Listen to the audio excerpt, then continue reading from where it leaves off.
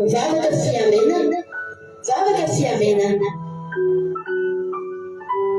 Fandarana arahanao eto amin'ny andramaka izao sy akiradio. Isaky ny alatsinainy hatramin'ny zoma amin'ny 5 alina ora eo. Mivavaka fiamenana.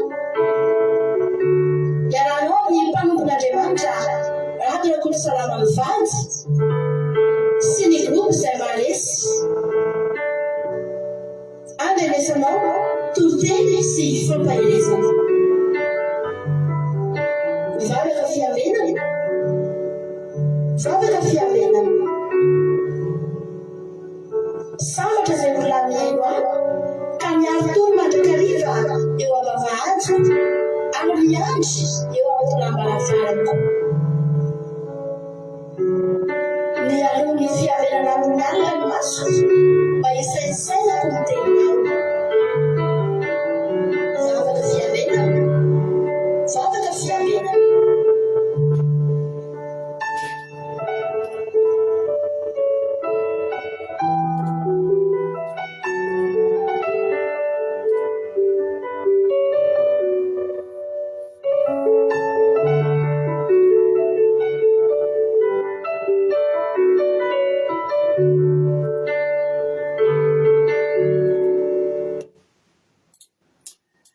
Alléluia. Mamerina ny fiarabanina ho antsika tsirairay avy izay fa tratrandro teo ihany teo. Averintsika hatramin'ny voalohany ohatry ny hoe tamin'ny voalohany voaniainga misy no fandarantsika sao dia gaga nareo dia amin'izay ho an'ny olona izay mijery rampitso sy lavaka pitso dia ohatry ny mijery fandarana hatramin'izay ihany izy. Alléluia. Dia arabaina ary tsika tsirairay avy tonga soma tsara atao anatin'izao fandarana izao indray. Dia ny fiadanana tompony eo amintsika tsirairay avy matoka fa ifampahireto indray tsika amin'ity andro ity. Milohan'ny zatra eny aloha tsika hivavaka. Amerika amin'ny fotoana tsika mpiaratan'Andriamanitra andao mpanjotsika ny vavitsika Angelina Diamant Chine izy nitondrantsika anatin'ny vavaka fiambenana fanomboana amin'ity androany ity. Tany Jesosy Angelina Diamant anao fitenenana. Fiadanany tompo amintsika tsirairay avy tany Jesosy tsika izay mpanaraka ny vavaka fiambenana. Tany tompo manokana pasteur Mivady izay mpikarakara ny vavaka fiambenana izany. Ary bavaka isika anomboana ny fotoanantsika androany. Jehovah tompo iray mahalalana eo. Mankasitraka ny amin'ny fitiavanao, misaotra anao izay tsirairay avy. Menao fotoana indray tafavory eto amin'izao fotoam-bavaka izao. Mipetraka feno am-pelantananao izay rehetra ataonay. Ianao tompo ny tantana iaso ivimbina anay.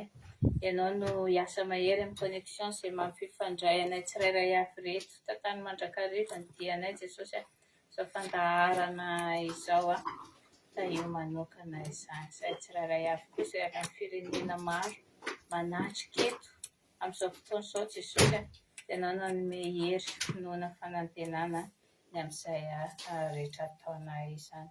Izay rehetra ataonay eto hira fiderahana ny teninao indray izay sakafom-panao menao anay anio Jesosy dia engan'izany hamelombelona hatrany ny fo amam-pananay ka iainanay sy hoentinay hanaradianao izany. Ianao vavakay tompo tianay io anisy zavatra nataonay tsy mifanaraka tamin'ny sitraponao dia fonanay tanteraka aminao izany. Halleluja. Amen. Alléluia. Mankasitraka ny anao ary nambavy Angelina Diamant tanatin'izay vavaka fanomboana izay nentsika nentinao teto. Andriamanitra manakaipasaona ny mahavitianao dia mitombositra sy fahasoavana hatrany izay mahereza foana amin'ny asan'ny tompo. Alléluia. Dia arabaina koa tsika rehetra izay paketo tsika sendasendra natongavana eto fa misy raha ilan'ny tompo anao. Tsika rehetra efa paketo kosa dia bon sabay ianao arabaina natratran'izao sabata masina izao.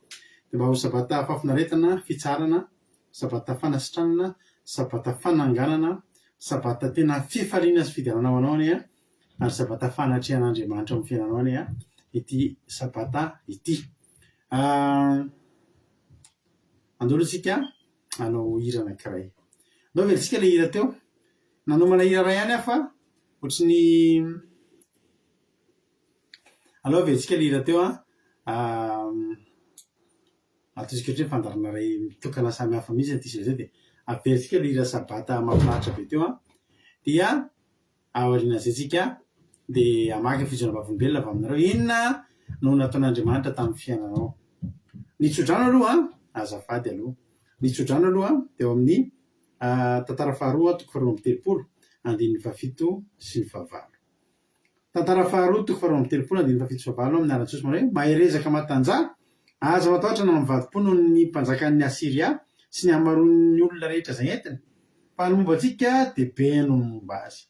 Sandro nofo no momba azy fa Jehovah'Andriamantsika kosa no momba antsika hamonjy antsika ka hiady ny adintsika ary dia niankina tamin'ny tenin'ny Ezekia mpanjakan'ny Joda ny olona. Halleloia. Amen. Zay netiko ampaherezana anao androany ray izany teny izany androany. Maherezaka matanjana ianao fa zao lehibe lavitra no momba anao. Halleloia. Jehovah Andriamanitra lehibe lavitra no momba antsika. Dia zao antsika Jehovah-volombelona, inona ary no mba azonao ambara amin'izao andro sabata zao? Mandalo enemantsika zao, inona zavatra mahafinaritra mba azonao hanomezam-boninahitra n'Andriamanitra amin'ity androany ity? Ny ady izao misy androany no contrôle technique ana tômôbila anankiroa atao aminay ato izany dia misaotra n'Andriamanitra ahona satria zao misy olona mitondra tômôbila mbola tsaratsara kokoa noho ny anahy. Misy kianina, misy tsy laniny, misy zavatra tsy laniny, misy contre visite. Ny any efa anankiroa naka ny anankiray dia nanao dia naverina nanao ny anankiray. Anankiroa dia natao contrôle technique androany lany ara-dalàna daholo. Halleluia. Tsara Jehovah, voninahitra ho azy. Dia nidera ny anja sy ny saotra ho azy rehetra ihany mandrakizay mandrakizay. Dia ny Jehovah-volombelona aminareo ankoatran'ny fahasoavana sy ny fitahiana izay tsy mitsahatra mirotsaka ataon'Andriamanitra eo amin'ny fiainana, na ny fandaminana ny fiainana, ny fiarovany, ny fanambinany, ny famatsiny. Halleluia. Tsara avokoa izany rehetrarehetra izany ka izao enidritsika dia andao ary ianao indray izao no Jehovah-volombelona. Dia raisy izany tsodrano izany zao efa ampiarahaba kely aloha tsika e. Erika Araky France, Razana Sosivi Koety, Malgré États-Unis, Rosemina France, Argentine, Koety, Noroso Elisabeth, ndry mbola ira Noroso Elisabeth na dia efa alina ary ny andro. Madagasikara misaotra indrindra. Tsiravoramela France, Marie Angela, Dubai, Bersava Koety, Babylone Menjanahary, Koety, Bersava Koety, Anguilla Rodriguez, Arabie Saoudite. Nareo rehetra ny Arabie Saoudite sy Koety nge ohatran'izany koa efa alina be koa fa dia misaotra anao mbola tafavenety na dia ndreo lancena aza mifandarana. Someva France, Lovritina France, Tsinamboramela France, Normal Lacéenne koa mbola tafiditra indray any Madagasikara misaotra iny Jesosy.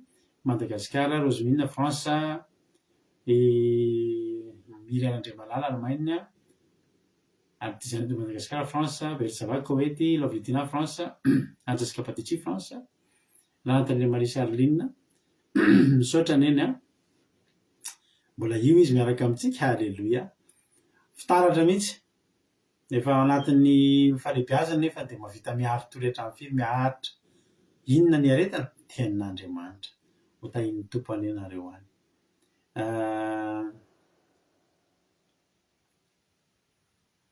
Erika Araky France, Anitra Clarisy Madagasikara, maromaro ny délégationnao Madagasikara. Halleluia. Faly foana mahita anareo Rosemina, Anjasika Patici, Telira Albenja France, Jesosy Mpandresy Madagasikara, Ranoroso Olga Koety, tahin'ny tompo daholo tsika rehetra. Nao raha aviantsika lera teo ho voninahitran'Andriamanitra dia enany ianao hampianoka anao tanteraka anaty sabata izany iray izany. Totsika amin'ny fifaliana be misy fa fifaliana ny androany. Hoe voninahitra daholo.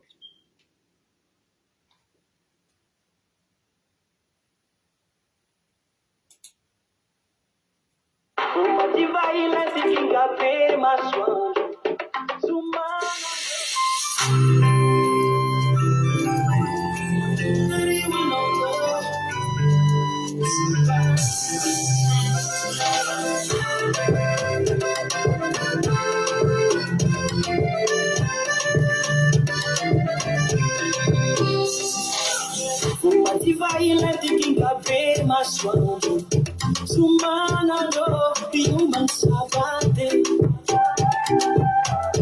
rabu angabine fangani fai fava ge fafite ronde si caretta da sami maranga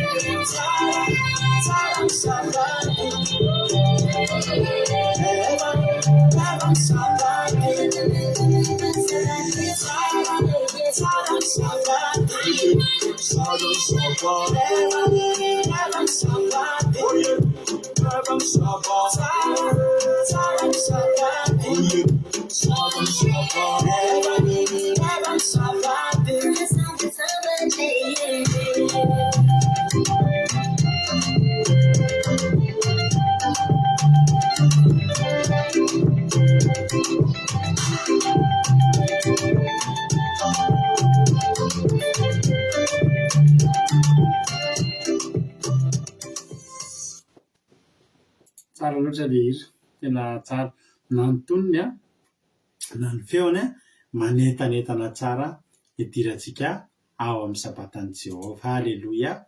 Dia tahiny tompoaritsika rehetrarehetra dia za tena mahitana anao mihitsy androany, raha mbola tsy nitandrina sabaty ianao dia andramo ange androany. Androany ange tena rapito izany moa zany androany tsika efa tory fa izany hoe efa anaty sabata foana ihany tsika satria nanaovan'Andriamanitra ny andro moa dia ny alina aloha vao ny maraina, izany hoe zao zany tsika zao efa sabotsy, efa sabata zany zao tsika io. Dia manoro-hevitra anao mety mbola tsy fantatrao zany a. Zao mahafantatra olona iray izay tsy mbola tsy fantany koatra hoe inona izany, tsy mbola niainany fa tonga dia niditra fotsiny izy.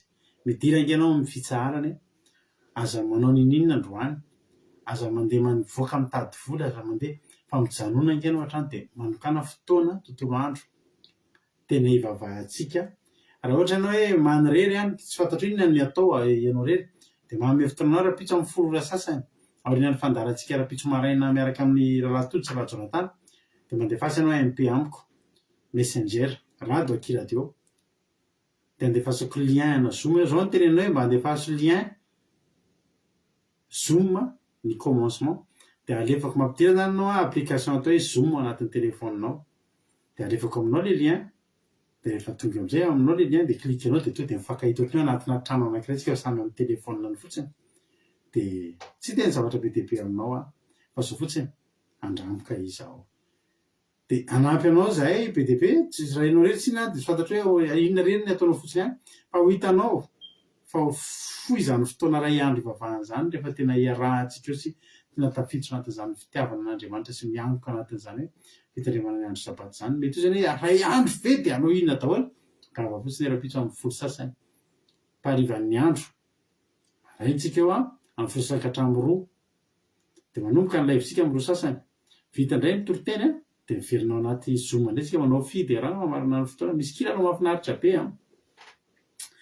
misy kilalao mahafinaritra be azahoana loka alleluia loka entre ny tsika eo groupe ny amin'ny terina zao groupe 6 ny mikarakara ny manao ny fandraisana anjara de groupe 6 manomana cadeau atsika ho an'izay mahamarina ny kilalao anaty fidérana raha-pitso mahafinaritra de misarakitsika raha-pitso any amin'ny fito sasany alina amin'ny valo alina any amin'ny fito sasany amin'ny fito any de vitanao hoe nanahoana ianao le many le mavesatra etan'io mavesatra ady mavesatry ny olona mavesatry ny aretina sy ny sisa de andoaky tsika amin'ny fitsarana zany ndao hoe tsika amin'ny fitsarana zany de vitanao aorian'ny raha-pitso hoe anahoana fa tsara Jehova ary tsara ny mitandrina andro sabata andro masina sy andro mahafinaritra fafinaretana fitsarana ny andro sabata alleluia Miriam Andriamalala amaky témoignage tsika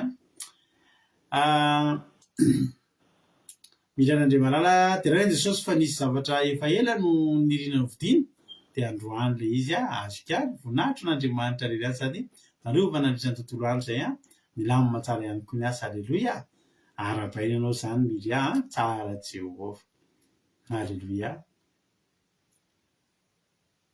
efa tafiditra koa kadaka sotra someva tamin'ny hira someva tondratsika ny hira iny de izy koa nitondratsika le efa indroa zay izy nitondra hira teto amintsika teto mahita hira tsara izy Andriamanitra ny voninahitra de Jesosy amaly fitianao someva hoy tojo alleluia de reny Jesosy fa nisy tena nalehako izay de amoron-dalana le izy fa de voan'ny vila de tsisy parking mihitsy de alohan'ny andehanako de mivavaka teny an-dalana hoe Jesosy mba engane mba hisy parking eo alohan'le bâtiment alehako de akory ny agagako fa tena nisy place ray libre teo alohan'le bâtiment mihitsy alleluia faly be za de rena koa Jesosy niaro sy nanome ny anina zaza ho anay alleluia amen alleluia tsara zany tojo tsara be rira mahakasika eo zazana zo Sylvie hoy miarina tana hoe tontolo androko izao n'Andriamanitra fa nataony -40 ny andro de afaka manomboka sabata eto miaraka amintsika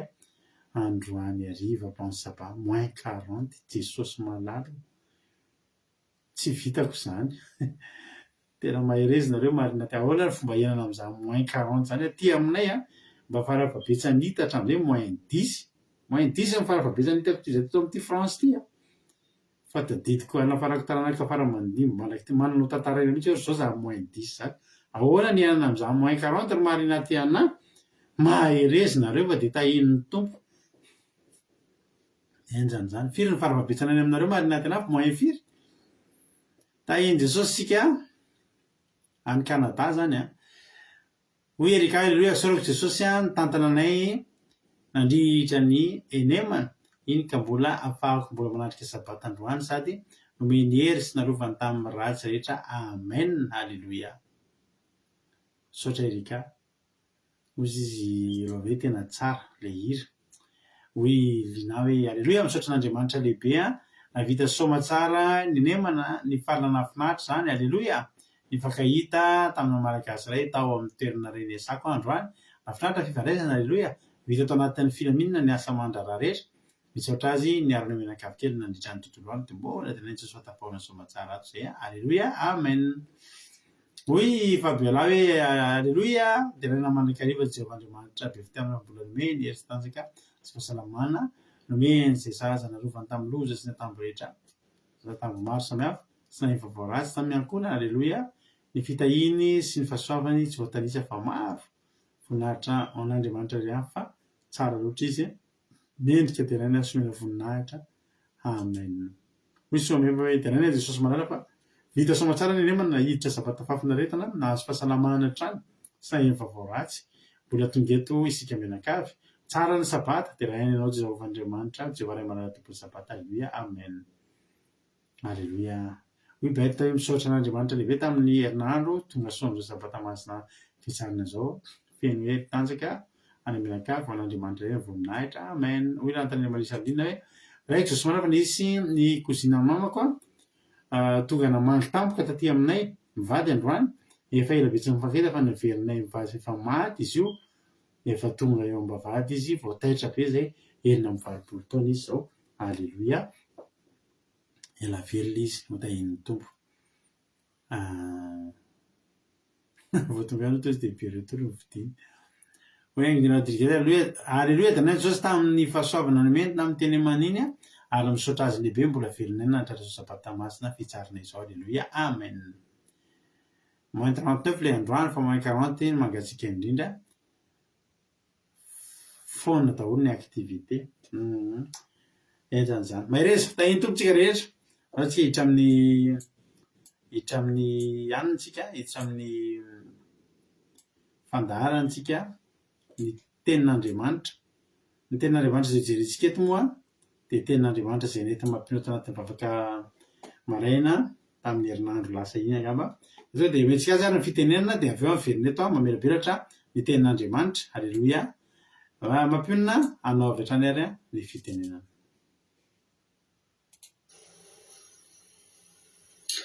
Loatsika izay tenin'Andriamanitra avy hatrany amin'ny tenandroany tena iletsaka mihitsy sika mahakasika ny fitiavana zany indray androany.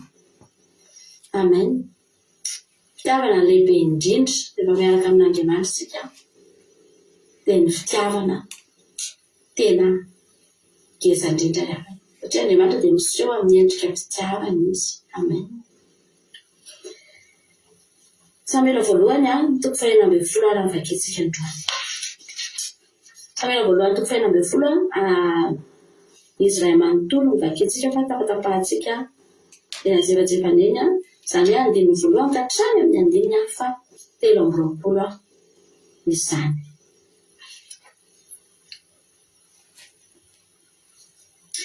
Anisan'ny toko anankiray tena tiako ato anaty baiboly ty toko vakiko amin'ny ty androany. Anisan'ny ten'Andriamanitra tena mamiko indrindra zany raha atao hoe ao anatin'ny top 5 dia tena tiako izy ty. Ny soramandry dia mivaky toizao naranjy sorana hoe ny nanosorana ny Davida ho mpanjakany Israely. Io ihany ny soramandry ny soratana teto satria io no mahafe na atao hoe mahafoaka ny zavatra rehetra voalaza tato anatin'ny toko ity. Ato anatin'ny toko ity raha be dia be zavatra voalaza ato hoe tokony nisy zavatra be dia be tato teo amin'ny soramandry io fa voafehany io fotsiny ny nanosorana ny Davida ho mpanjaka ny Israely. Izay zany no fototra engany ty zavatra rehetra izay nitranga ato aminatin'ity toko anankiray ity. Alleluia.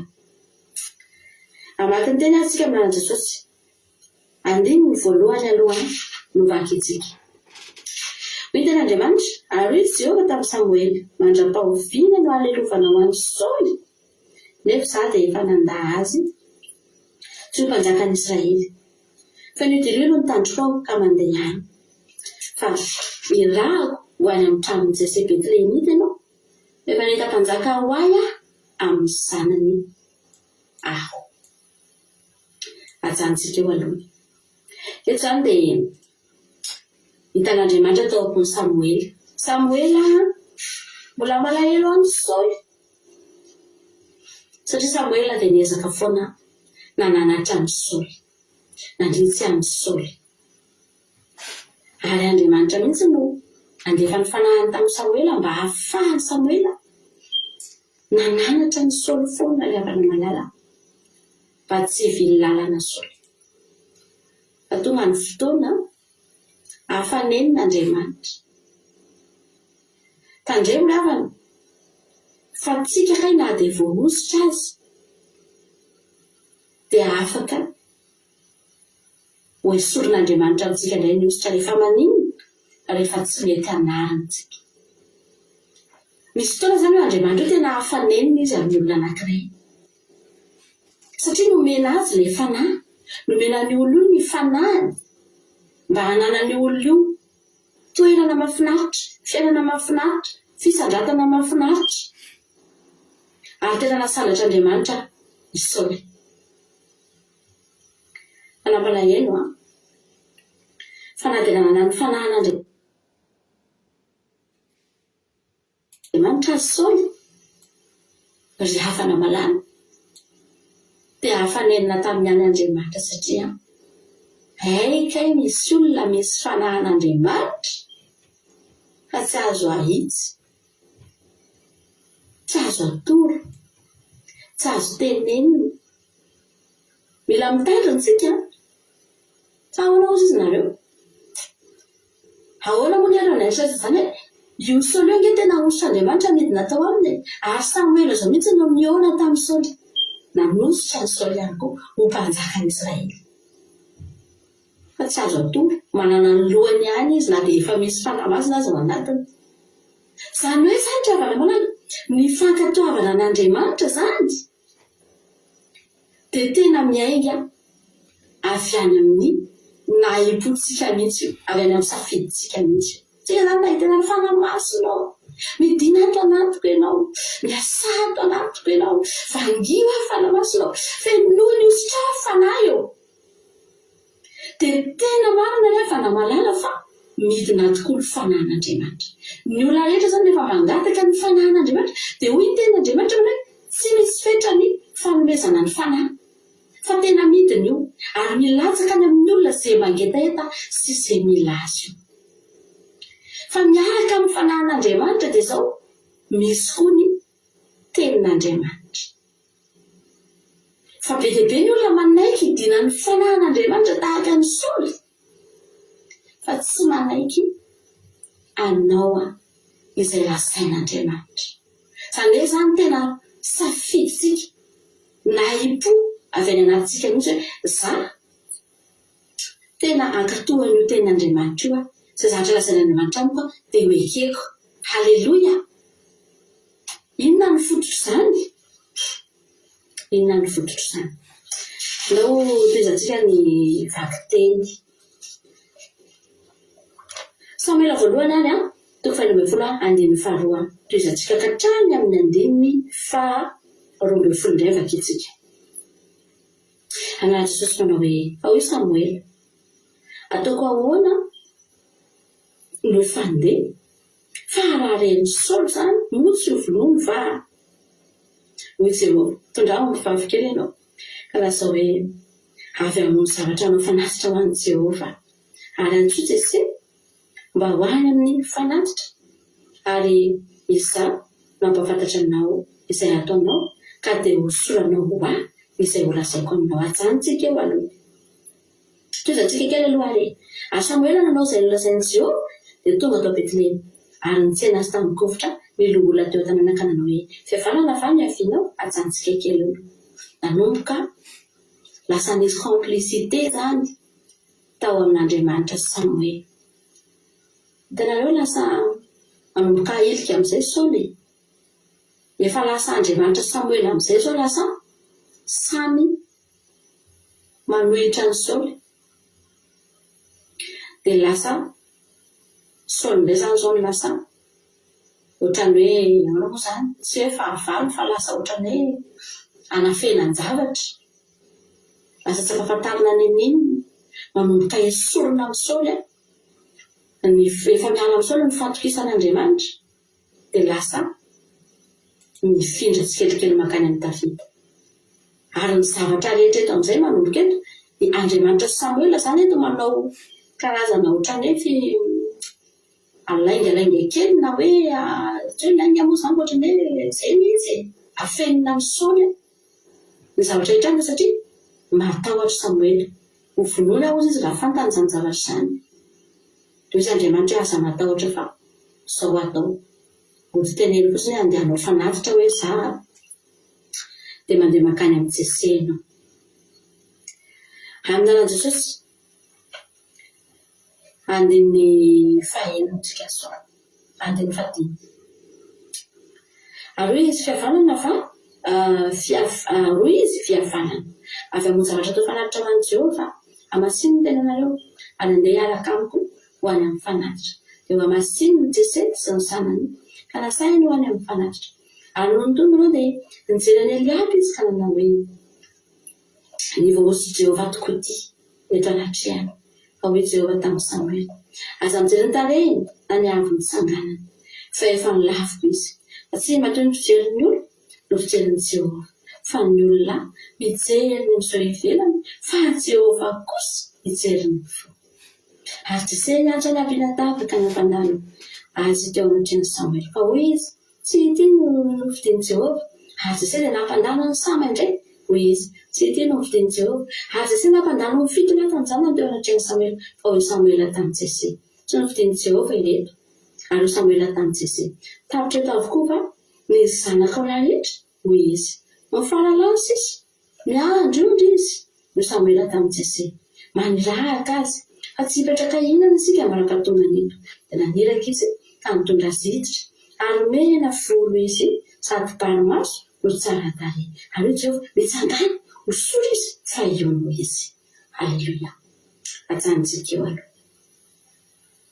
Ry havana malala, raha misy tena mahakasika anahy dia io teny io zany anisany. Eto zany tokony misy oramandry kely ny teny hoe ninelan'i Davida tany am-piandrasan'ondry ary tsy hiverina tany intsony izy mandrakizay. Haleluia. Nisy toerana anankiray isan'i Davida ary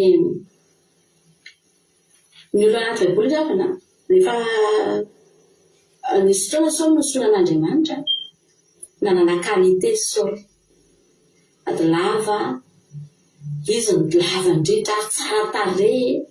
Nisy zavatra mihitsy zany teny amin'ny teny nampiavaka anazy tamin'ny Israely.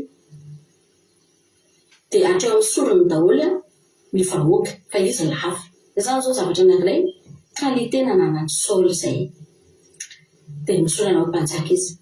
Nisy fotoana ihany koa ohatra zao tsika mahita zao ny tantaran'ny ohatra Daniel sy izy telo mirahalahy. Ireo efa tany amin'ny tany indreo dia efa niavaka nanana fahiran-tantsaina ireo hoy ny tenandriamanitra hoe zanak'Andriana avorazana nanana qualité be koa zany ireo olona ireo. Dia ohatr'ireny izy dia nisandratra izy tany Babilôna satria efa nanana an'izay. I Josefa ohatra koa, Josefa tany am-ponja dia tena efa nanana ny raizy azy koa izy. Ary raha nandika nofy efa tonga dia efa nisy olona zany nahitany fahombiazany. Azonareo anaty fonja tany zany efa fantatry hoe io Josefa io enjana be io tena mahay manindry sy mandika nofy io. Tena izy kosa aloha tena manan-tsaina sasisa dia izay zany qualité efa nanana Josefa. Dia niantsoany Potifara anazy dia nampisandratra azy ary nahazoany sezafiandriana. Fa Davida ravana ndre fantatrao Davida tsy mba nanana amin'izany izy. Davida tany am-piandrasan'ondry tany izy reriny tany ondry nahita ny fahombiazany tany. Ondry tsy afaka ny tantara tamin'ny olona na dia tamin'ny rainy sy ny ralahiny azy. Ondry tsy afaka nandeha ny teny amin'ny vahoaka nanamarina ny zavatra nataon'i Davida. Fa Davida rery sy Andriamanitra no tany am-piandrasan'ondry ry havana malala. Raha qualité zany no nijerena tsisy nahita ny qualité an'i Davida afa-tsy Andriamanitra rery. Ary marina ny ten'Andriamanitra hoy ny ten'Andriamanitra hoe ny olona mijery ny miseho ivelany fa Jehovah kosa mijery ny fo. Haleluia. Raha n'Andriamanitra masy Davida nijeren'Andriamanitra ny fomba fitondran'i Davida ireo ondry ireo. Dia misy izy Andriamanitra raha zao ny fitiavan'i Davida ny ondry nalainy teny ambavany liona novonoiny ny bera sarotiny amin'ireo izy tiana ireo nefa ondry. Dia fantatro izy Andriamanitra fa ohatr'izao koa ny fitiavany ny vahoaka. Sadzako eto ampiandrodro ty Davidy ty fa ho alefako iandro vahoaka, iandro fanjakana. Halleloia. Inona ny bazin'izany? Fitiavana. Zay fotsiny. Fitiavana. Hoy Andriamanitra, nahita olona araka ny foko. Davida tsy nireharezany mihitsy. Ny zavatra natao Davida tany am-piandrasana ohatra, tany anatrehany tany amin'ny Saoly izy vao nitantara hoe izaho angery mpanjaka ka nanao zavatra ohatry Saoly. Fa tsy nisy afaka nitantaran'izany teo am-pilasin'i Davida. Davida koa tsy nitantaran'izany. Fa nalaina tany am-piandrasana ondro Davida io ary toerana tsy hiverenany mandrakizay intsony. Amen. Tao aorianan'io Davida tsy miverina teny am-piandrasana ondro intsony. Halleluia. Mahalasa lavitra nefa na ny fitiavana an'Andriamanitra io. Io fitiavana io no mahalasa lavitra io. Halleluia.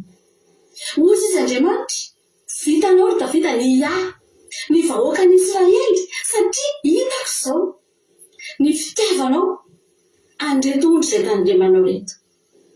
Tsisy naveranao faty reo na dia iray azy. Ary na dia ny ainao aza ny toa tahaka ny faty, na leonao mihitsy, na anao sorona ny ainao teo anoloan'ny leona sy ny bery, toy izay nisy ondry anankiray maitiny ireo. Fitiavana anao ambadika izany tena teneniko anao. Amen. Sady fitiavana an'Andriamanitra, fitiavana an'ilay ondry, nisy fitiavana atao ambadika atao riavana manana. Tandindro ny fitiavan'i Jesosy antsika io. Nanolotra ny ainy hamonjy ny sakaizany. Halleluia. Tany ny andefan'ny fon'Andriamanitra rafana tadidio ravana malala fa isoly na dia efa nanana ny fanahin'i Jehovah azy tsy tian'Andriamanitra ohatran'ny Davida mihitsy angeny Saoly.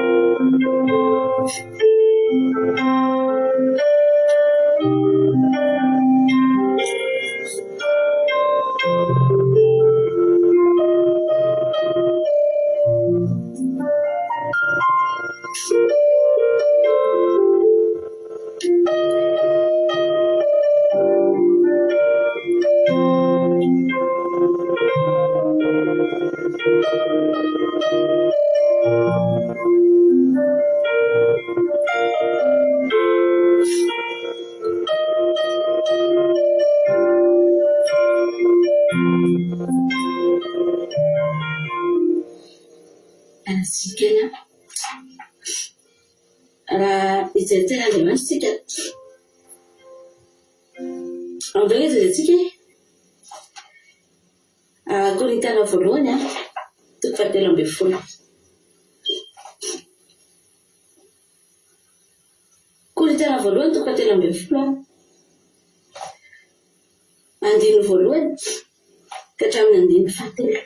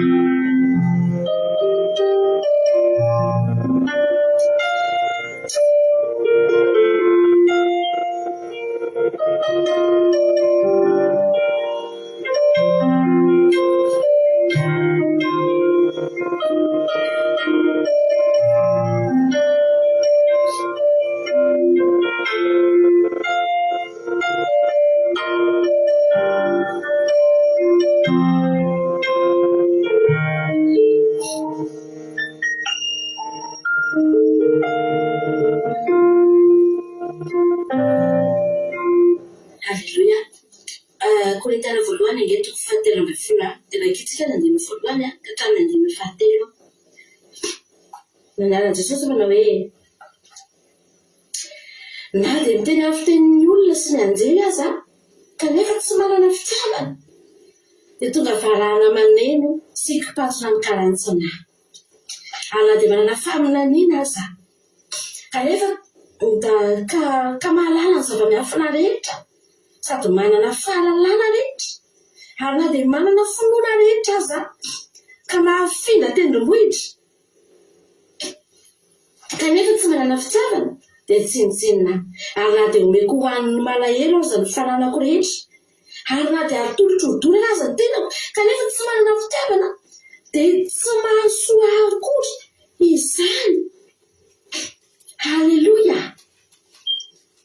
Ireo zavatra rehetra voalazo ireo namana malala dia asan'ny fanahy daholo ireo, asan'ny fanamasina daholo ireo zavatra voateny atao anatin'ity Korintana voalohany toko 7:10.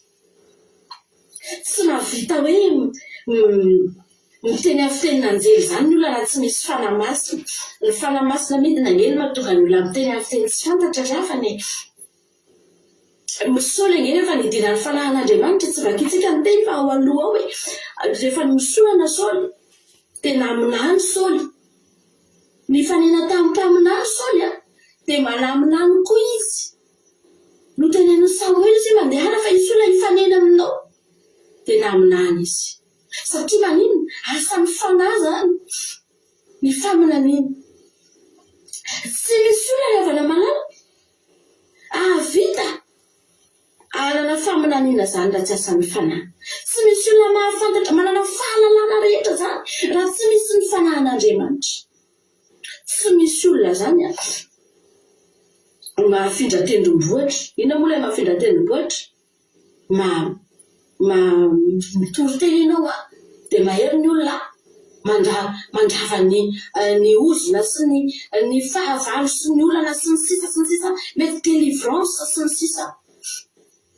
Fanahy ny miasa ao anatin'izany ary tena fanahy masina ry havana malala dia miasa ao anatin'izany.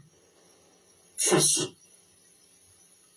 i Saoly dia nanana ny fanahy fa ny tsy nananany Saoly ny fitiavana an'Andriamanitra mitsy tao tsy ampy. Saoly na dia nanana ny fanahy masina azy aikay ny zavatra banga tao tsy tao ny fitiavana fa Davida indray mbola tsy voahositra Davida mbola tsy nosorana. Davida mbola tany am-pedrasan'ondry tany fa Davida efa tao ilay fitiavana ravana tsy niandry fanahy masina nidina Davida vao nanana fitiavana.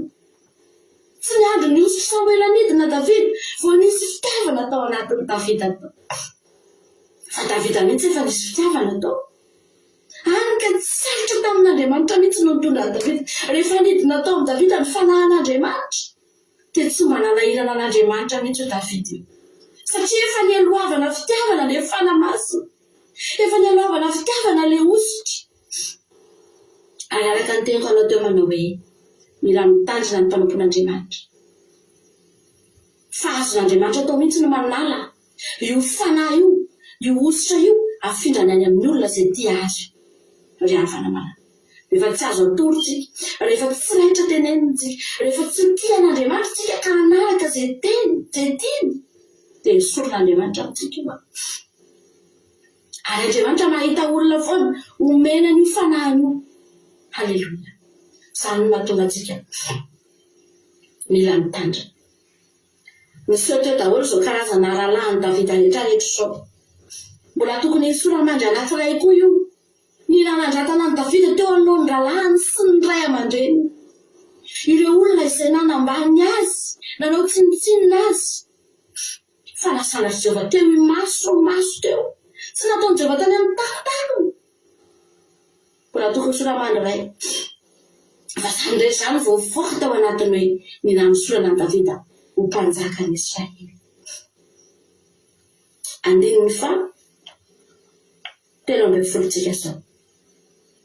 Hoy ny ten'Andriamanitra manao hoe ary Samuela nandray ny tandroka feno dililo ka nanositra azy teo amin'ny rahalahiny. Halleluja.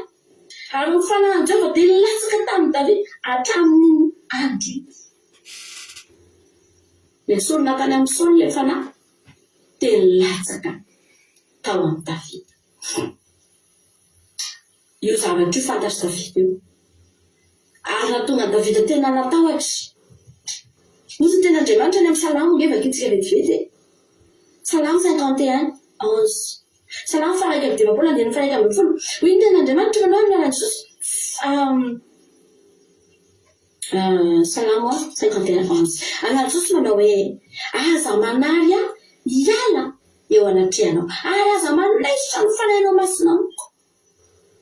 Davida ravana teo amin'ny fiainany tsy mbola nisy zany Davida zany mivavaka ho amin'ny seza fiandrianana io.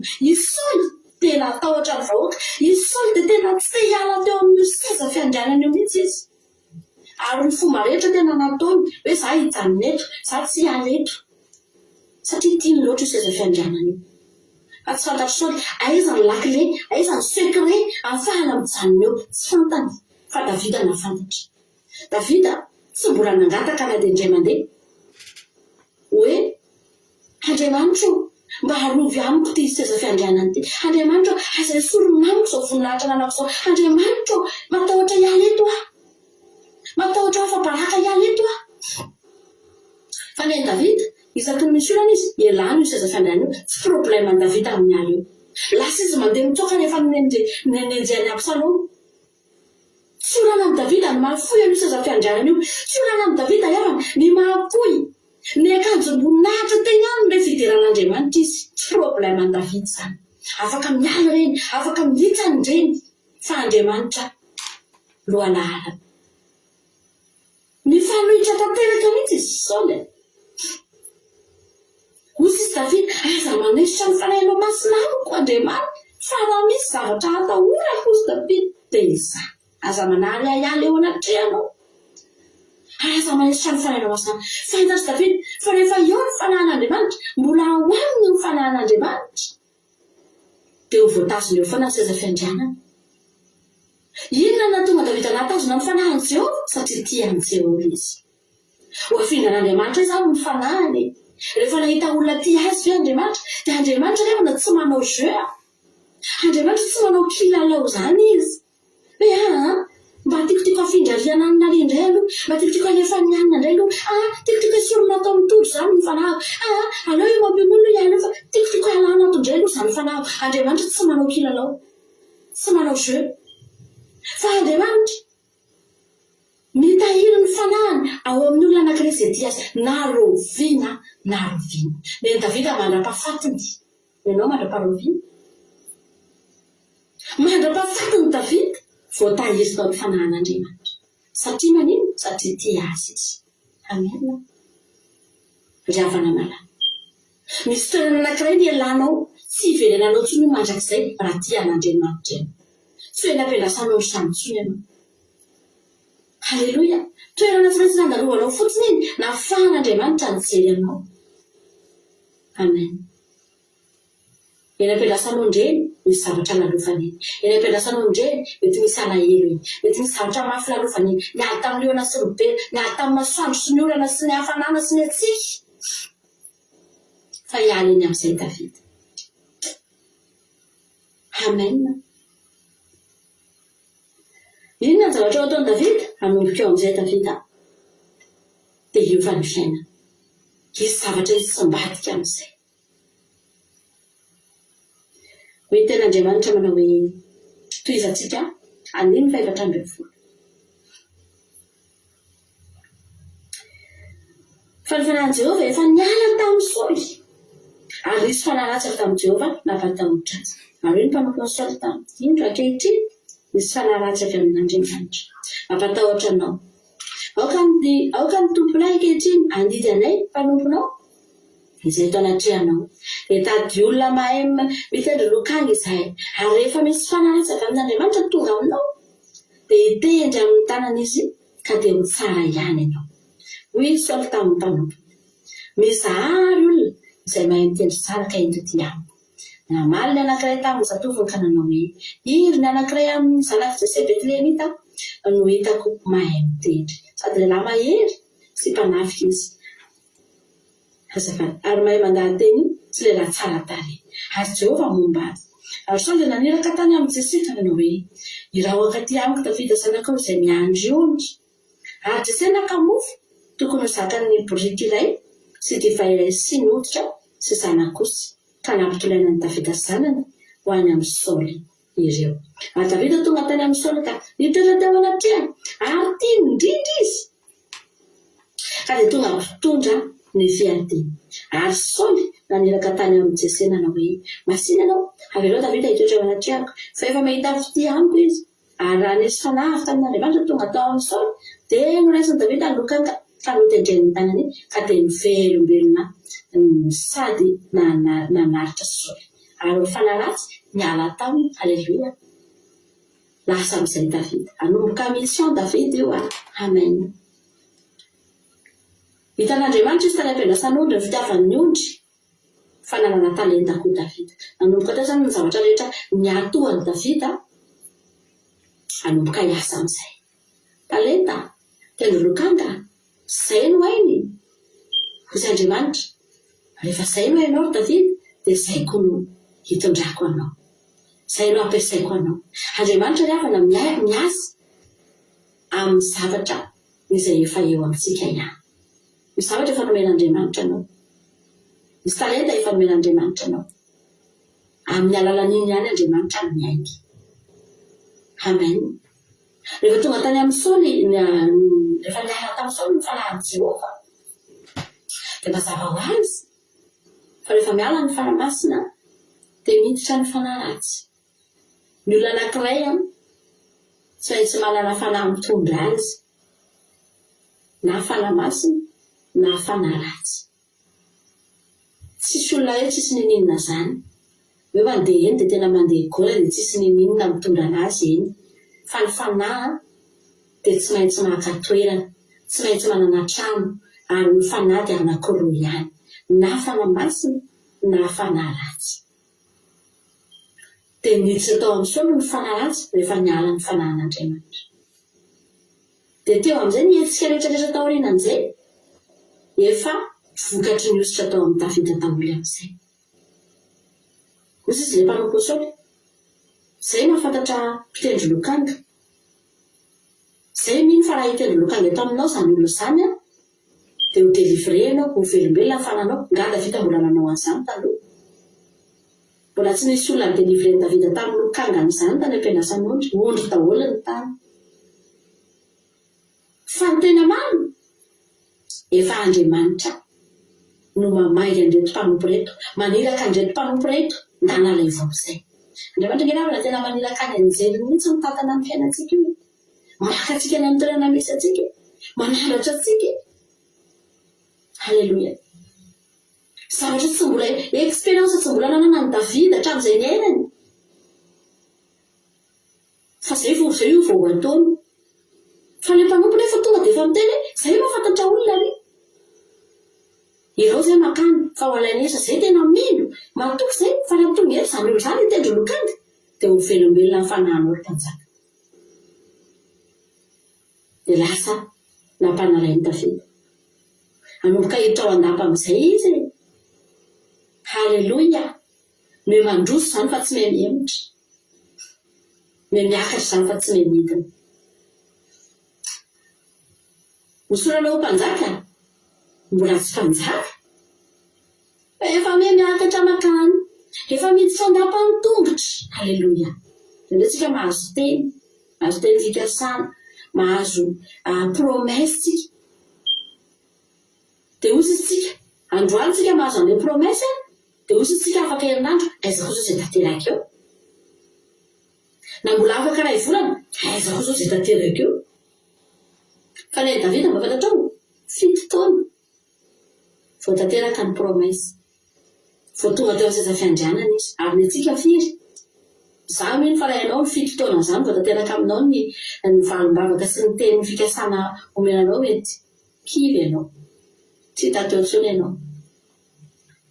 Fa ny olona rehefa tia an'Andriamanitra mahandro na roviana ny hafana. Tena ampiandrasan'ondry ary izy nandritry ny andro ny aina ny vitany ny havana malalako.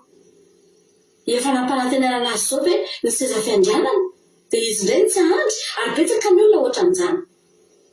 Niaina zavatra mafy be izy talohan'ny vavahany. Problème tena tsy takatry ny saina mihitsy vitany ihany niaina le izy. Aretina tena mafy mangidy. Vitany ihany niaina le izy. Fa rehefa tonga amin'Andriamanitra amin'izay izy, omen'Andriamanitra teny fikasana izy. Manomboka efa miasa tsikelikely Andriamanitra. Fa zao, nosy izy hoe ela be zany. Hatramin'izao ve sa mbola tsy sitrana tanteraka foana? Hatramin'izao ve olona mbola tsy mibaka teraka foana? Fa ianao ve nefa aloha tena efa mahatsapa mihitsy hoe miasa Andriamanitra? Eny e, za kely aloha misy ihany hoe hitako ihany efa somary mba hanana ihany aho. Fa mbola tsy tena afaka tanteraka e. Tsaharitra izy manao an'io, hiala izy manao an'io. Nefa ny ainany taloha azy, vitany miaritra tao, vitany ihany miafy tamin'ilay problème sy ilay fahoriana izay niainany tany aloha. Ka Davida tsy ohatr'izany. Hozy izy Davida, ny andrindro tany ara vitako. Sareny ary ny tany vitako. Ahoana ny tsy ho vitako ny andro ianao, Jehovah malalako. Andrasako nareo vina nareo vina. Rehefa tonga tao amin'ny Saoly Davida, dia hoe ny tenin'Andriamanitra. Nanomboka tendry lokanga amin'izay Davida.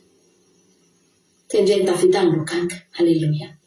Iny tokoa velombelona amin'ny fanahan'ny Saoly. Ositra avy avy ao amin'ny Davida daholo no mivoaka izany rehetrarehetra izany. Amen. Velombelona amin'ny fanahan'ny Saoly. Ary zao nahita fity tamin'ny Saoly Davida.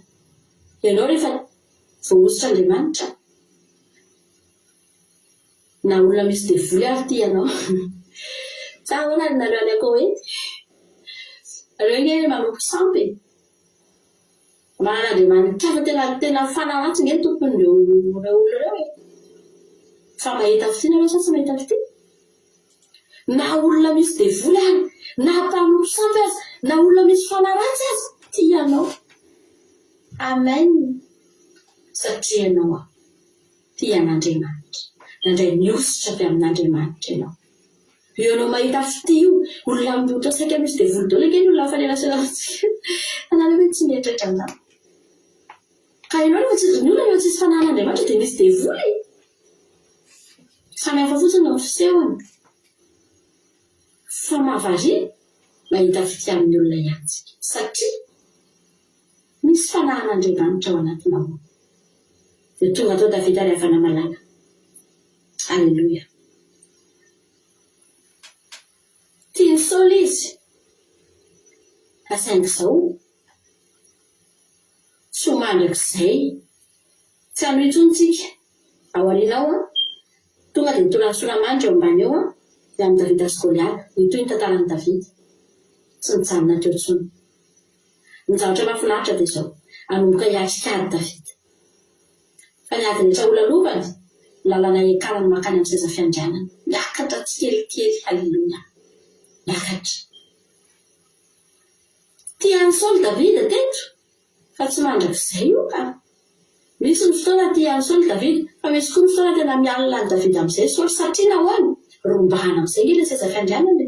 Raha nijanona tian'ny Saoly tian'ny Davida teo foana Saoly. Tabatambazany teo, nanompo anazy teo, dia nijanona teo amin'ny seza fiandrianana foana ihany Saoly. Fa io seza fiandrianana mila rombahana io. Misy challenge ao, misy zavatra tsy maintsy hifaninana ao. Halleluia. Dia indrindra ohatra no mivadika tampoka izany ny olona. Olona tianao be taloha, mivadika tampoka aminao izany. Trapopozinao io lasa tsy tianao tampoka izany izy. Lasa misy zavatra mitranga tampoka izany, lasa mialina anao tampoka izany, lasa ohatra ny tseritreritreritina izany. Dia eo ianao ilay manontany fa maninona koa ty olona ity? Tampotampoka eo. Satria manino misy zavatra rombahanao. Anomboka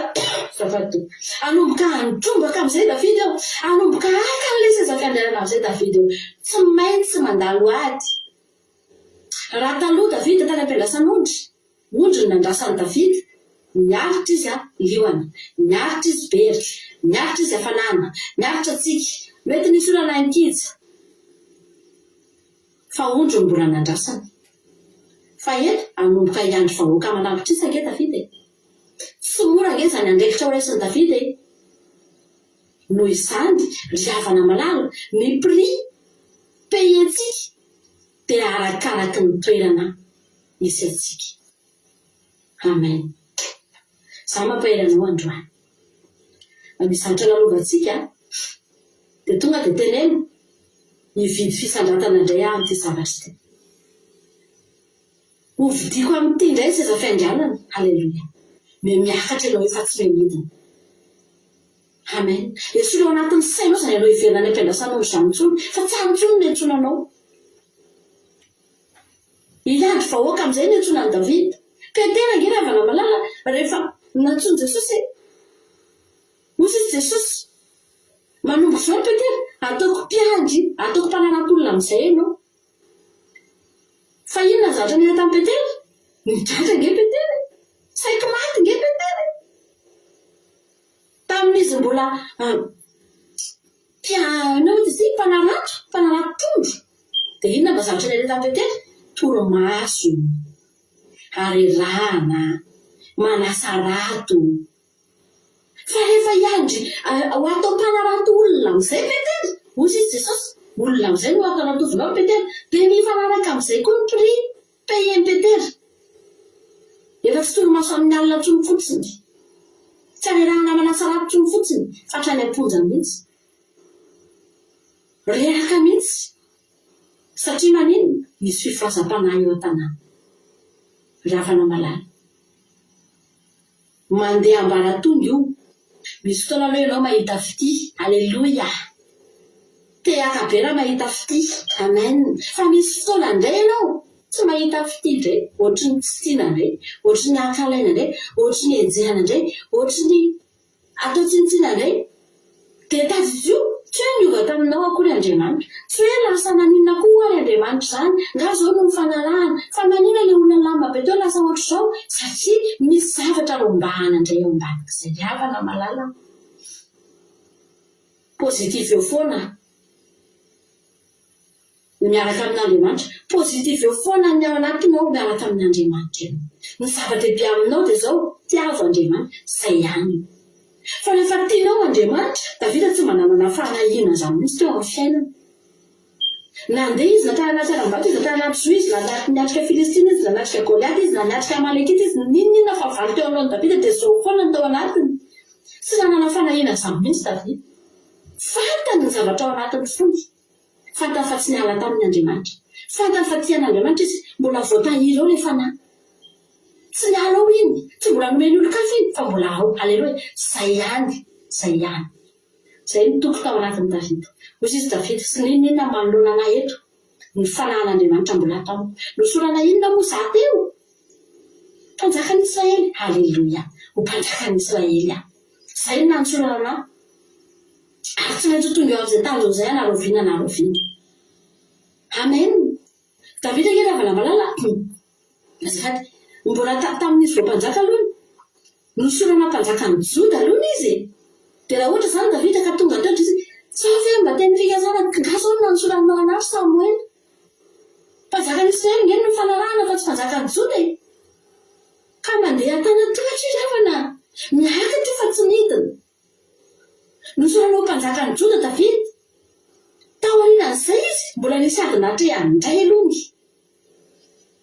Mbola niady tamin'ny Esiboseta indray aloha izy. Izay vao nahazo ny fanjakan'Israely. Izay Davida vao nanjaka teo amin'ny Israely rehetra. Mila fotoana izany. Fa ny olona tsy tia an'Andriamanitra tsy mahandry an'izany. Mety manana fananan'Andriamanitra araka ny teneniko anao teo fa tsy tia an'Andriamanitra tsy mahandry an'izany. Saoly ravana. Mba nandalo ady ihany Saoly talohan'ny akarany teo amin'ny fanjakana fa kely ny ady Saoly. Kely. Nitoriany Angelika teto. Nandeha nitady biriky vary. Kely izany. 3 andro mitotototo mitety tanàna be lehibe. Kely izany. Dia reraka avy any dia nahitany Samuel. Dia tonga dia nosorana mpanjaka. Dia inona ny vokatra? Satria kely ny zavatra natao natongavana teo. Kely ny adiny lanovana. Dia kely koa ny fankatoavana. Kely koa ny vokatra. Lasa tsy nisy ninona vokatra nataon'ny Saoly mihitsy teo amin'ny fanjakana. Satria tsy nandalo zavatra mafy Saoly. Ilaina ny ady. Ilaina ny épreuve. Ilaina ny havana malala. Ny zavatra rehetra mitranga fiainana, ilaina io tsy fitiavan'olonanao io. Ilainao io.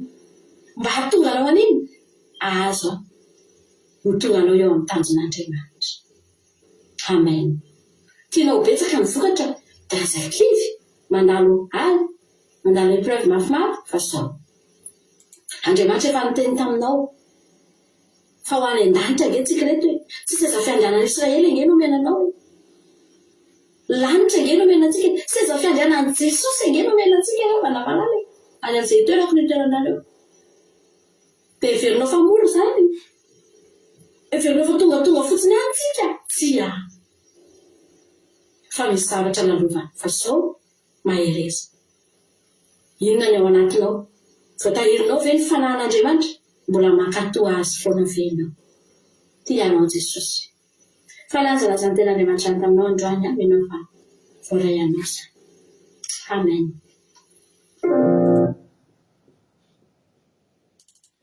Alleluia.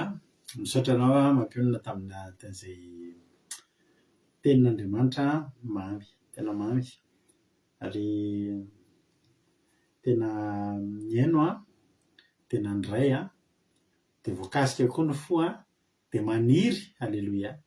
Maniry manana izany fitiavana an'Andriamanitra zany tahaka ny Davida satria dia tena niavaka tokoa.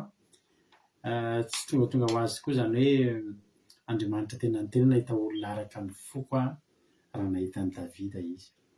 Tena tian'Andriamanitra. Misaotra mampionana. Jesosy amary fitiavana dia mitovositra sy fahasoavana hatrany mareza foana ny asan'ny tompo.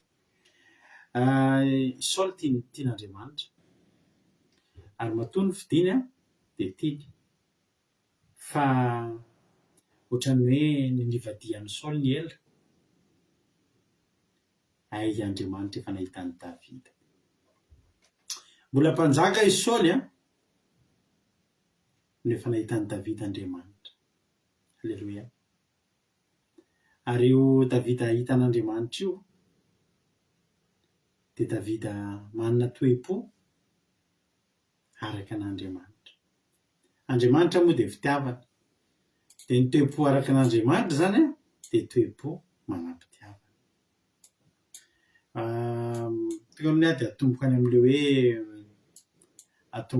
hoe Korintianina teo. Alleluia.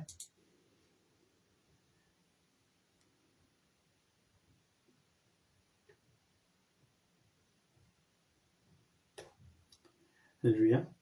Hoe Korintianina voalohany toko 7:10 manao hoe Korintianina voalohany toko 7:10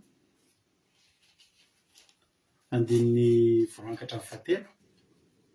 Dia miteny amin'ny fitenin'olona sy mitenin'ny anjely aza kanefa tsy manana fitiavana dia tonga varahina maneno sika mpantsona mikarantsa anao. Ary na dia manana faminaniana aza ka mahalala zava-miafina rehetra sady manana ny fahalalana rehetra, na dia manana fotoana rehetra aza ka mahavita tendrombohitra kanefa tsy manana fitiavana dia tsinotsinona. Azo adika koa zany na lasa mpanjaka azy ka tsisy fitiavana, tsy manam-pitiavana dia tsinotsinona ihany koa. Vao hiainga eritreretinareo noho ny fitiavan'Andriamanitra ny Davida dia ndray tsy kombakomba tamin'ny Samuely izy hoe jerinareo tsara hoy izy Andriamanitra dana mody mitondra omby vavy dia mody teneny Saoly hoe andeha hanao fanatitra. Lainga nge zany, lainga zany samarina fa nitondra an'Andriamanitra ny iray sy kombakomba tamin'ny Samuel mpaminany mba azahoany an'i Davida no ny fitiavany an'i Davida. Za zany mirary ianao mba iray sy kombakomba amin'ny anjely ane Jehovah Andriamanitra ao an-danitra ao anao ry havana endana iaina dany ny iaina miaro ny aina iny. Alleluia. Ataovy an'izao. Alleluia. Andany ny amy jereo dia ataovy an'izao. Andany ny kadaky, andany ny olon-galan'orosoy. Alleluia. Ny tena marina zany dia zao hitsimbadika ny fiainana Davida manomboka eto. Mahafinaritra mpianako le volana programa Andriamanitra hoe asio diloilo feno diloilo ny tandroka. Isy fanosorana any zay. Za matoko sy mino fa ny anjely ny ran'Andriamanitra iambina antsika rehetrarehetra ireo androany dia efa mitondra diloilo, fa feno diloilo ny tandroka anosorana antsika indray amin'ity sabata ity anaty fotoam-bavaka ara-pitso.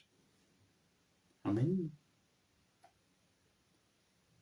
Mbola tsy fantatra, mbola tsy hitany samana le olona, fa fantatra fotsiny fa isan'ny fanosorana.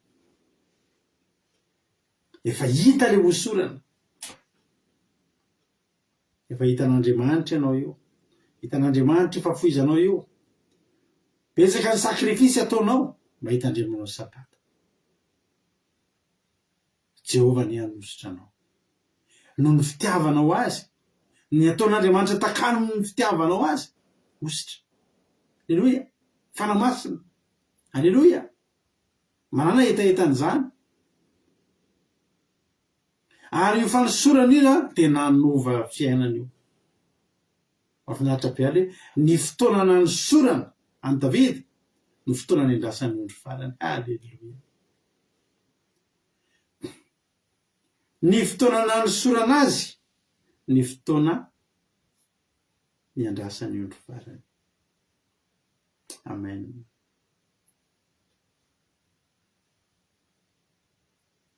Raha le tenin'le Koritianina teo dia zao hoe mety misy olona zany mahay miteny amin'ny teny tsy fantatra, mahay asan'Andriamanitra, mahay délivrance, mahay mitoro-teny, fa tsy manam-pitiavana an'Andriamanitra. Raha ny tena tiana lazaina amin'izany Koritianina voalohany toko fahatelo ambin'ny folo zany dia zao zany alao mahitanao tsy mahay mitoro-teny aloha, alao mbola mahitanao tsy miteny amin'ny teny tsy fantatra aloha, fa alao mahitanao tia an'Andriamanitra. Raha angataka ianao zany, aza mbola fanamasina hoe mampiteny amin'ny teny tsy fantatra aloha ny angatahana, fa angatao amin'Andriamanitra eto Jehovah ampianariny tia anao aho. Aleluia. Mangatà aitia an'Andriamanitra. Fa ny an'i Davida fitiavana aloha voositra. Aleluia. Ary zava-dehibe tamin'i Davida io fanan'Andriamanitra io. Davida ry havana tena tia an'Andriamanitra tokoa. Tsika ry havana tsy ohatran'i Davida. Zary havana mba teo ohatran'i Davida.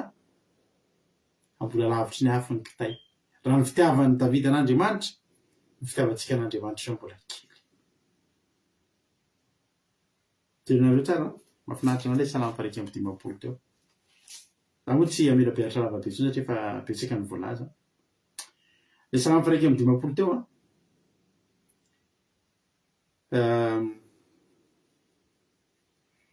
andiny faha 150 vakimy mampiona fa ny andiny fahafolo ka hatramin'ny faha 12 vakivo hoy Davida.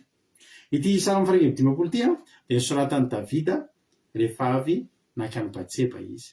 Rehefa avy nanota tamin'i Batseba Davida dia rehefa avy maty ny rehefa avy mbola tsy maty ny zasika fa vao avy naka amin'ny Batseba fotsiny Davida dia nakao aminy natana-paminany tena nanatra azy dia tsapan'i Davida ny tsy nety nataony dia nanoratra salama faha 150 izy. Zao ilay tena androany dia ny 10.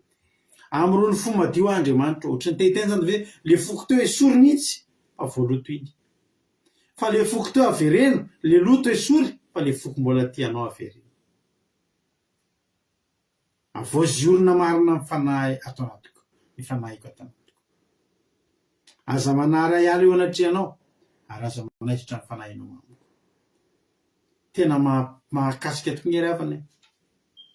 Tsy seza fiandrianana ny nangatahany, tsy vola sy arena ny nangatahany, tsy volamena sy volafotsy ny nangatahany, fa ny tsy hanesoran'Andriamanitra azy ary eo anatrehany.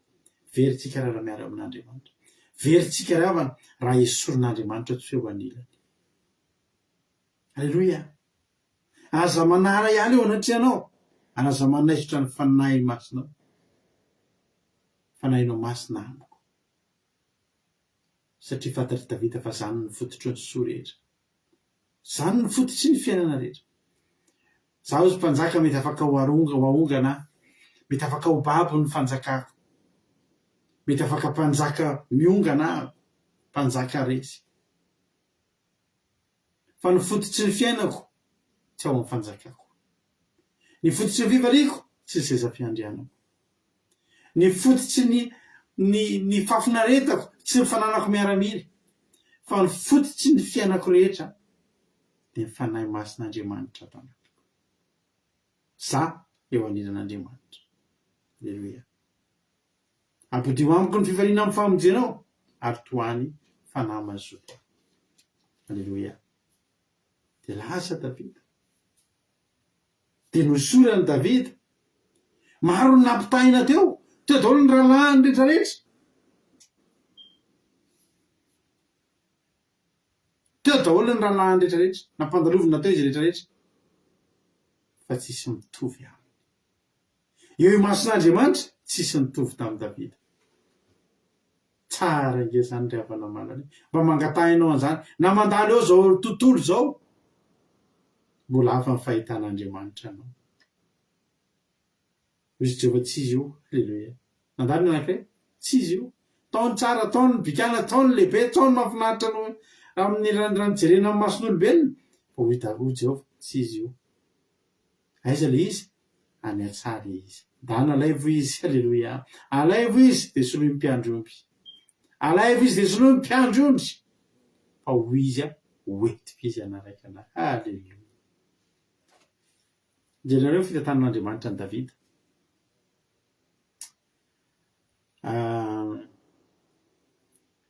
Mitady mpitendry lokanga i Saoly. Mahavariny zany. Inona zavatra tena hainy Davida? Mitendry lokanga.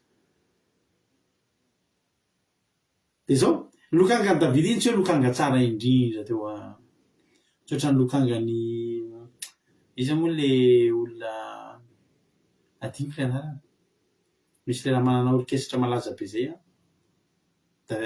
David Rieu. Davida moa sa izy fa Rieu no non. Tompona orchestre malaza be tena chef d'orchestre malaza be mihitsy. André Rieu. Manana lokanga izy. Fantatrao ohatry na vidiny lokanga i André Rieu iny. Tapeo amin'ny Google. Lafo vidy be mihitsy. Ka ny lokanga ny Davida tsotra ny lokanga ny André Rieu. Fa ny lokanga ny Davida mety lokanga nany cordany ary mety efa le tapaka matetika de reglena de reglena kely. Fa zao revana. Rehefa voasitry Jehovah ianao, ny lokanga kely eny aminao iny, na de lokanga ray sara fa tena mba misy feo an'iny azy, iny anginy apiditranao aminatin'ny lapanao sy Jehovah. Tamin'ny alalan'ny lokanga ny idiran'ny Davida tao anatin'ny lapa. Sy tamin'ny alalan'ny diplôma, sy tamin'ny alalan'ny mahampanolo-tsaina, fa iny lokanga teny aminy iny. Rehefa voasitry Jehovah ianao, ka tian'ny Jehovah ianao, na de singana lokanga ray azy, idiranao any amin'ny lapa soriavana. Idiranao any amin'ny ary lapa io, manomboka eo, lapan'ny Davida sy Jehovah amin'izay io. Mpanofatrano sisy Saoly. Mpanofatrano sisy Saoly. Fa io idiran'ny Davida io, lapan'izy Jehovah io. Alleluia. Mpitendry lokanga izy, mpiandrondry izy aloha. Izy tian'i Jehovah. De voasitry izy tian'i Jehovah. De mpitendry lokanga izy, tao an-dapa, izy tian'i Jehovah. Lasa mitarika mpitondra fiadiana izy, fa izy tian'i Jehovah. Lasa favalo mpanjaka izy, fa izy tian'i Jehovah. Lasa mpanjaka izy, fa mbola tian'i Jehovah izy. Ary lasa lavitra izy, 40 taona, mody ny andro 7 taona. Fa ny olona tian'Andriamanitra ravany rehefa tia, mandry. Rehefa tia de mandry. Misy namako zay, nisy olo tiany zay de mbola kely le olo tiany de efa tiany. Fa ny andro ela be mihitsy izy, vao vady sy olo tiany. Rehefa tia ny olona anankiray de mandry. 7 taona zany ke ravana, tsy mbola nisy mihitsy Davida ny tantany en taona sisa ry havana, tsy henony kory zany. Ny olona rehefa tian'i Jehovah, toro-teny lava zany tsy lava aminy. Fotoam-bavaka lava zany tsy lava aminy. Lava amin'ny olona io, fa ho an'ny olona tian'i Jehovah, satry ny foana. Mahafinaritra misy aminareo, tafitra sahady ozy nareo fa meny toro-teny. Ny toro-tenitsika tia anisan'ny toro-teny lava e. Misy toro-teny 20 minutes any amin'ny fiangonana, 20 minutes de mifasana taratasy ny misy dekona mana taratasy hoe lava loatra, efa migongonona ny olona. Tany am-piangonanay taloha, ny pasteranay tamy zay mbola kely, ny fiangonan'ny lehibe anay.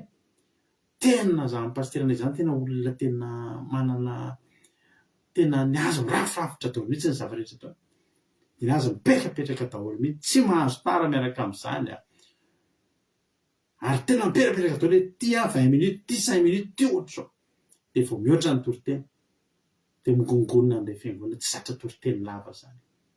Fotoana ny enjehana ka, fa ny olona tia an'Andriamanitra tsy mahita izay fotoana zany, fa mandry. Ao fotoana nanosorana fa mbola atao ny fotoana ny andrasana, fa tsy maninona izy tia an'Andriamanitra. Ny olona rehefa tia an'Andriamanitra tsy lava ny fotoana, rehefa tia an'Andriamanitra tsy mavesatra ny fitandremana didy zany. Hitanao ny olona mieritreritra hoe mafy be sa mitandrina didy zany, tsy tia an'Andriamanitra ny olona ohatr'izay. Fa ny olona tia an'Andriamanitra, inona ary ny didy mbola tokony tandremana, andao tandremana e, tsy olona an'izany e, tiantsika Jehova e, halleloia. Ho an'Andriamanitra ny voninahitra. Za matoky sy mino fa voarainao ny hafatra androany. Dia tena aminao ary avana malala manao hoe raha angataka zavatra ianao androany alohan'ny hatory dia angatao, soatra soameva, dia angatao hoe Jehova mba fitiavana anao, ampianary mitia anao aho, za te hitia anao Jehova, ataovy lasa tia be anao ohatran'ny Davida Jehova, halleloia. Dia ho tafita amin'ny fiainana ianao, dia ho tafita any an-danitra ianao.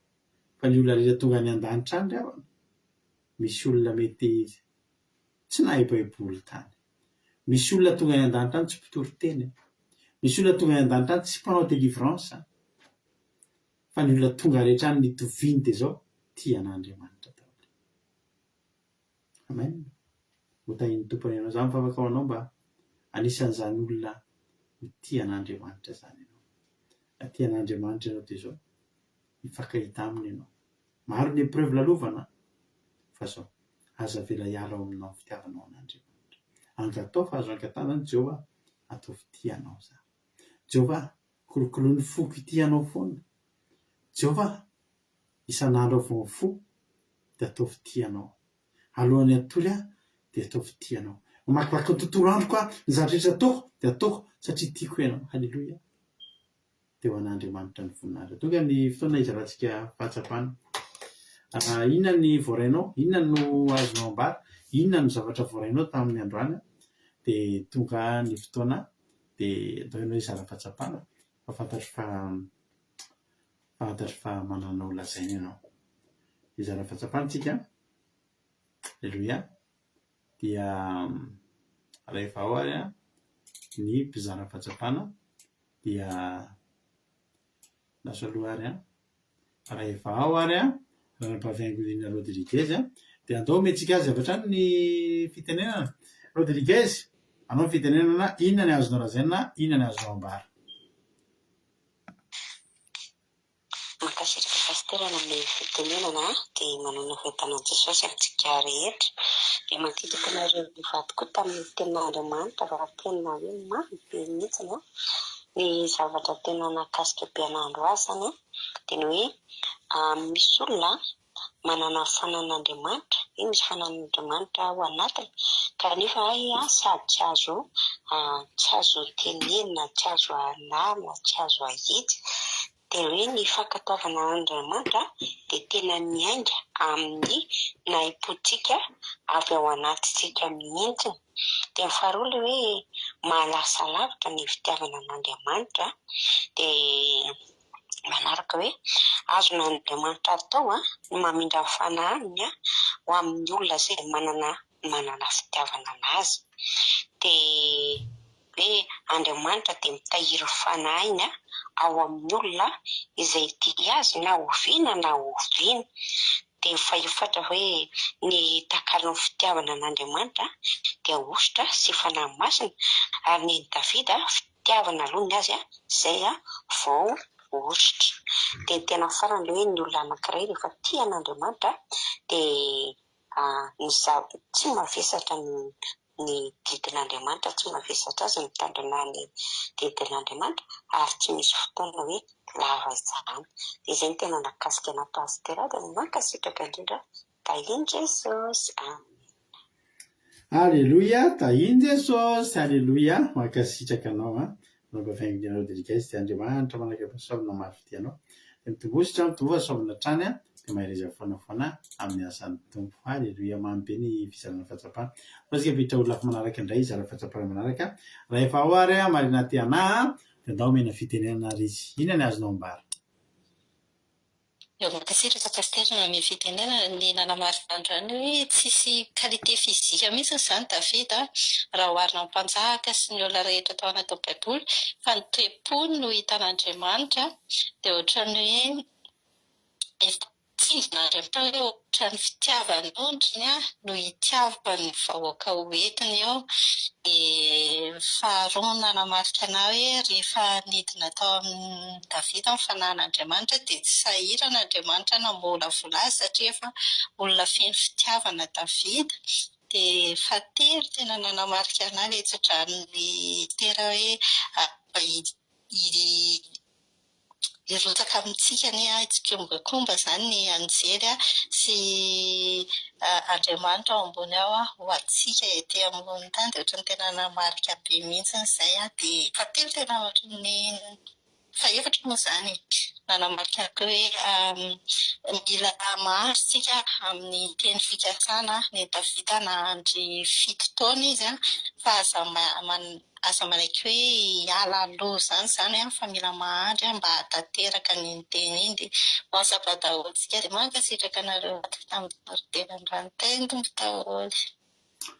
Aleloia, mankasitraka indrindra anao marina ty anahy tanaty izay fizarana fahatsapana mamy be izay dia Andriamanitra manaka-pahasalamana any maro fidianao mitombositra sy fahasoavana foana hatrany hatrany dia mahireza foana amin'ny asan'ny tompo. Aleloia. Tsika piditra olona hafa manaraka indray ary izara fahatsapana manaraka indray ka raha ohatra ary efa ao raha tojo tonga dia mitsika azy avy hatrany ny fitenenana tojo anao ny fitenenana. Tain'ny Jesosy pasitera mankasitraka na amin'ny fitenenana misaotra betsaka anareo mivady tamin'ny tenin'Andriamanitra nakasika nampahery ary tena nampitsiriritra mihitsy tena mahakasika ny toe-pony Davida tena nanam-pitiavana Davida. Aleloia.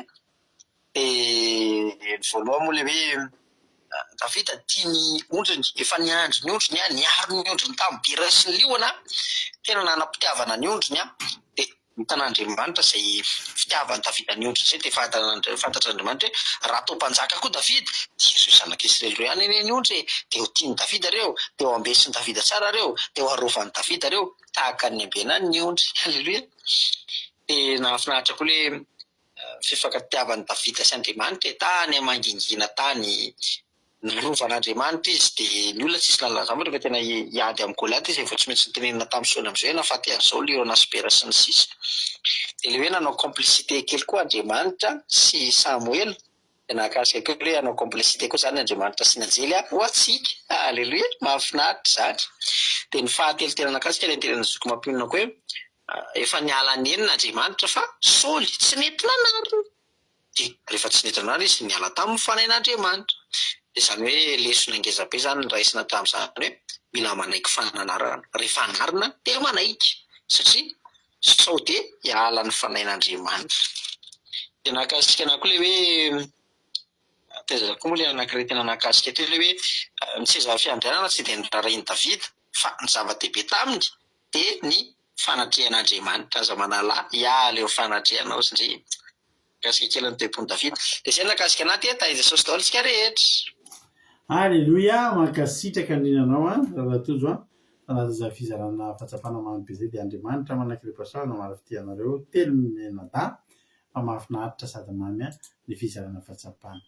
Andaontsika hanao hira anankiray amaranantsika fotoana ho any an'ity dia hitra ny ivavakantsika dia ivavaka ao amin'ny firenena ihany koa. Zao ataontsika ity hira mahafinaritra be ity hoe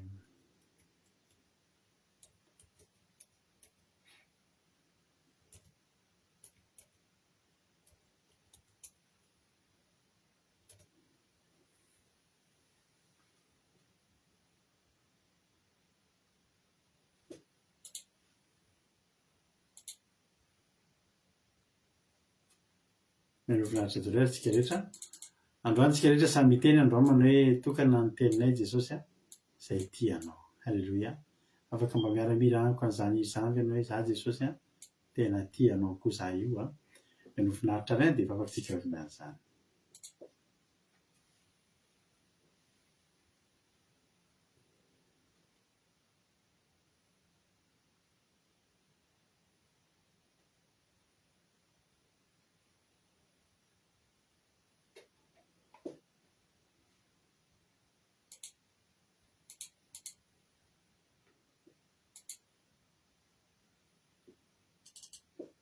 Mandaso aloha mialatsiny kely fa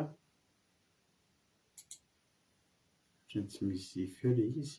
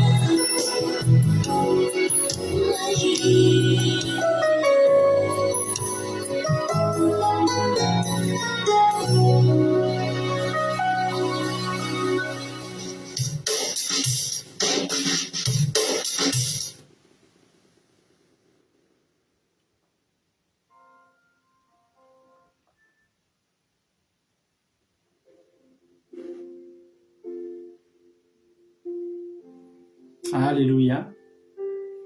Zay koa Jesosy androany mba hiteny hoe tianao zay. Zay koa Andriamanitra androany mba te-hiteny hoe tianao zay. Tena tianao zay a. Ampianaro zay. Ampianaro itianao taka nitiavany Davida anao zay. Tarivo lalana isan'andro zay a. Ianao ny fanahinao masina. Ampianatra anay andro aman'alina itianao amin'ny fony rehetra.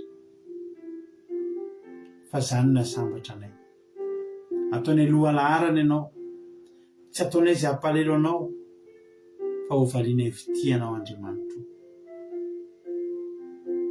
Ataovy manam-pitiavana zay. Manam-pitiavana anao dia manam-pitiavana ihany koa ny hafa. Anam-pitiavana ny teninao, anam-pitiavana ny ty andro sabata ity, anam-pitiavana ny Jesosy Kristy zanakao, anam-pitiavana ny fanahy masina, anam-pitiavana ny fiainam-bavaka, anam-pitiavana ny filazantsara. Alleluia. Misaotra Jesosy a. Dia sy ny haja misaotra sy ny voninahitra. Tena hoe ho atolotra ianao. Matoky azy Jesosy a. Matoky efa manomboka androany dia hikolokolo indray ny fitiavana ty anatinay ianao a. Dia ho voninahitra ny anaranao reriana ane zany. Misaotra ny amin'ny toroteny, misaotra fa tsy tapaka ny fandarana. Manao rery ny voninahitra izany tena zany mba amoa avy zato eny ty anatinay hiboboka ho fiainana mandrakizay a. Alleluia. Amen. Ampandrotsika na mba fitsika Antra Clarisy amin'izao fotoana izay vavaka ho an'ny firenena. Antra Clarisy, anao ny fitenenana. Sitraka pastorina ny fitenenana tany tompontsika rehetra dia raha hivavaka ary sika. Ry Jehovah tomponay ao dia misaotra sy mankasitraka anao zay. Misaotra tompony amin'ny zavatra rehetra izay nataonao sy mbola ho ataonao ihany koa. Ary isaorana sy hanomezana voninahitra anao ray malalany amin'ny fatateran'ny fotoana rehetra anio. Misaotra ny amin'ny fanatrehanao, misaotra ny amin'ny teny indrindra izay nampitondrainao mpanomponao. Tena hoe mamy. Misaotra ny amin'ny fankahirezana ary misaotra ihany koa tompony amin'ny fampahirezana, misaotra ny amin'ny fampatsiahivana mandrakariva tompo, satria maro tokoa ny fidinao, maro tompony nentinao eto hanatrika an'izao fotoana izao anio. Mielipatra ny eran'izao tontolo izao zahay ray masina tsara indrindra. Indreto izay hiara iombom-bavaka eto ankehitriny, hivavaka hitondra faniteny ho amin'izany firenena izany tompo dia ny firenena malagasy zany. Hitanao Madagasikara, fantatrao tompony firenenay tsisy miafina aminao, fa raha ny olona tokoa izay natsoina amin'ny anaranao tompony ho avy anetry tena ka hivavaka ho ianao, dia ho avy ianao hanasitrana, ho avy ianao hanafaka, ho avy ianao tompo hitondra ny fanafahana ho an'ny vahoaka malagasy raha eo.